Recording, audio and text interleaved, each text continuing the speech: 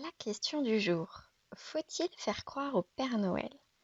Alors, c'est une question qui est apparue il y a déjà quelques petites années, et ce podcast est pensé pour réfléchir à ce que chaque famille souhaite transmettre à son enfant au travers de ce rituel.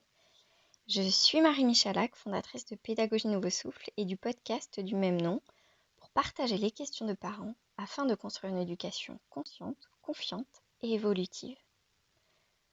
Pour commencer ce podcast, je vais te parler des questions que l'on peut se poser.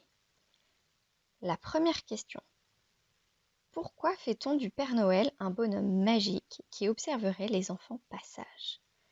Tu as déjà entendu ces petites phrases du style Le Père Noël te regarde, si tu n'es pas sage, tu n'auras pas de cadeau. À Noël, plus de tétine, tu la donneras au Père Noël. Eh bien, c'est une histoire de tradition.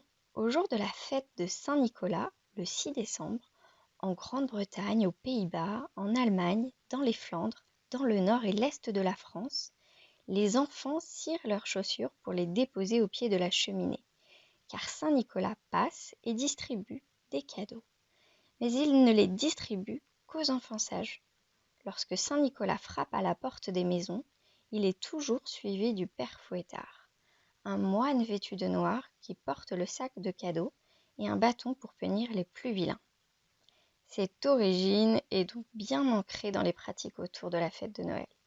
Utilisée par les adultes pour que l'enfant soit sage, quelques semaines avant Noël, et obtenir des choses de sa part, peut-être plus facilement. Nous pourrons donc peut-être repenser ceci au vu de l'impact du chantage dans la relation parent-enfant, dans la construction de la confiance surtout. C'est-à-dire que la menace et la peur ne permettent pas de construire une communication sereine qui permettra à l'enfant de sentir que son action est à réajuster éventuellement lorsqu'une situation déplaît à l'autre. De plus, cela voudrait dire que ce fameux Père Noël, que l'enfant ne voit pas, aurait une autorité sur lui. Le parent ne serait plus la personne de référence, sécurisante pour accompagner l'enfant dans ses apprentissages, mais ce serait un homme inconnu qui le priverait de ses cadeaux. Ce ne peut être que très insécurisant émotionnellement pour l'enfant. La deuxième question. Pourquoi tuer le rêve, la magie de Noël, en ne faisant pas croire au Père Noël? Le jeune enfant nourrit son imaginaire à travers des scènes qu'il construit lui-même. Il reproduit à sa guise des scènes vécues ou observées. Il peut, à travers son imaginaire, réinventer sa propre version. Il peut, dans son histoire, devenir le héros, alors qu'il ne l'était pas forcément dans la vie. Cela lui permet de se rassurer, de faire jouer ses peurs, de comprendre, d'approfondir, de se libérer, de faire autrement. La croyance au Père Noël est un imaginaire créé par l'adulte.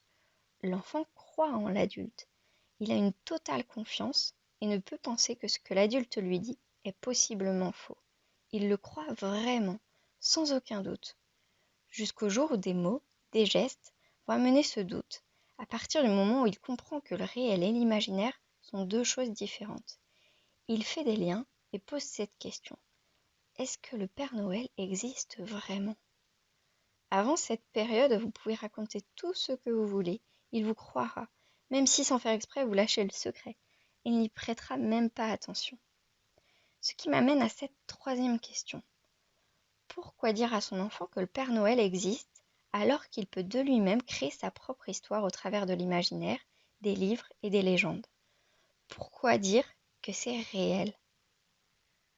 Au travers des légendes que nous racontons, comme la petite histoire ou la fée des dents, le marchand de sable, le lapin de Pâques, etc., nous n'attachons peut-être pas la même importance au Père Noël, de par notre propre histoire, et tout ce que nous avons pu vivre lors de ces différentes fêtes en tant qu'enfants. Culturellement, Noël est une fête ancrée, et celle-ci, on y tient vraiment. Les autres légendes sont généralement moins importantes dans notre culture. Mais Noël, c'est quoi? C'est un mélange de tellement de rituels. C'est souvent créer une ambiance, un décor joyeux et illuminé, des odeurs, souvenirs, par les épices, le sapin, le vin chaud, les gâteaux, des sensations, sentir le froid sur le bout du nez, voir briller des guirlandes, les illuminations des décors. Ce seront des retrouvailles avec la famille, des élans de câlins, des cadeaux, des repas partagés, des histoires, des marchés de Noël. C'est la magie de Noël. C'est toujours trouver un équilibre au sein de la famille, les envies des parents, car chacun aura un regard différent. C'est le bonheur familial au moment de Noël. Parfois se retrouver avec tous les membres de sa famille élargie, parfois de façon plus intime. Le principal est de sentir cet équilibre par les choix conscients que nous faisons. Pour partager la légende de Noël, j'aime beaucoup utiliser les livres pour parler de Noël.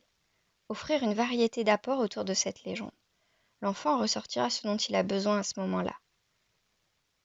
Les livres proposés, comme le Noël de Balthazar, Liv et Amy fête Noël, La robe de Noël, La légende de Saint-Nicolas, Le petit sapin de Noël. J'aime aussi amener ces notions de partage et d'entraide, mais aussi de culture et de ressemblance. En tout cas, fais ton choix, comme ce qui te semble le plus juste, en ce moment, et rappelle-toi que tu as toujours la possibilité de changer d'avis. Joyeux Noël!